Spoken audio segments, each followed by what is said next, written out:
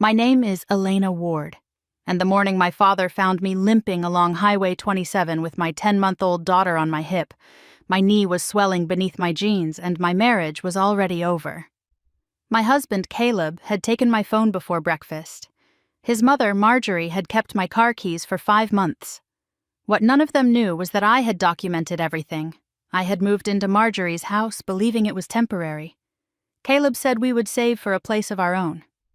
At first, she cooked dinner, folded laundry, and called me sweetheart. Then my keys vanished from the hook beside the door. My paychecks went into a household account I could not access alone. Marjorie called the clinic where I worked and told my supervisor I was taking medical leave. Caleb said she was helping. After my daughter Sophie was born, help became control. Marjorie decided when Sophie ate, slept, and visited relatives. Caleb's sister, Dana, photographed me when I looked exhausted and sent the pictures to church friends with worried captions. A family doctor named Dr. Leland visited our house, asked leading questions about depression, then wrote notes while Marjorie watched from the doorway. I understood the trap. If I became angry, they would call me unstable. So I stayed calm and began keeping a record in a blue spiral notebook hidden beneath cleaning supplies in the bathroom cabinet. I wrote dates, times, exact statements, missing property, restricted calls, financial limits, and every attempt to isolate me. My nursing training taught me to chart facts without drama. That skill became my shield. One Thursday, while Marjorie attended Bible study, I opened her locked desk with a spare key I had noticed beneath a drawer. Inside were my car title, a draft petition seeking emergency custody of Sophie, and a letter from Dr. Leland claiming I showed signs of postpartum psychosis. He was a general practitioner, not a psychiatrist. I photographed every page with an old camera, returned everything precisely, and added the discovery to my notebook. At Sophie's next appointment, I slipped away to a hallway phone and contacted a legal aid attorney named Renee Foster. Over 4 brief calls from borrowed phones, I read her my entries. She told me to leave before Marjorie filed. The next morning I packed diapers, formula, clothes, and the notebook. When I reached the front door, Caleb blocked me. I tried to move around him. He grabbed my arm, and my knee struck the frame as I twisted to protect Sophie. I rose, pushed past him, and walked toward town. 20 minutes later, my father's truck slowed beside me. "Elena," he said, staring at my knee, "where is your car?"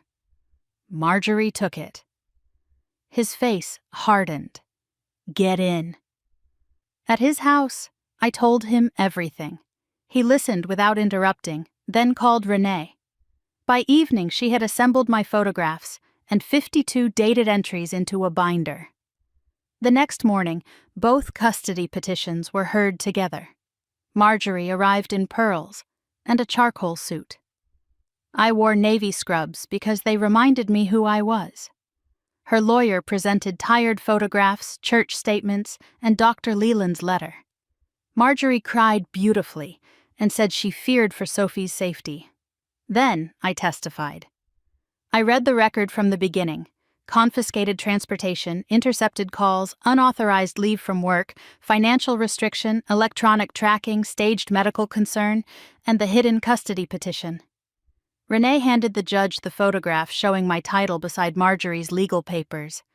Marjorie sprang up. "She broke into my desk." The judge ordered her to sit.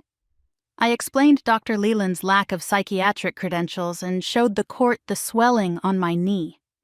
Marjorie began shaking. I remained still. For months, she had counted on my fear making me look irrational. Instead, her own anger exposed everything.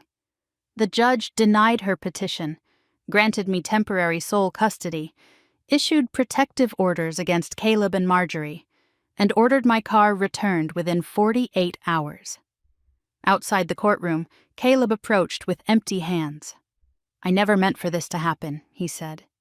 "You let it happen every day," I answered. "Sophie will not grow up believing control is love."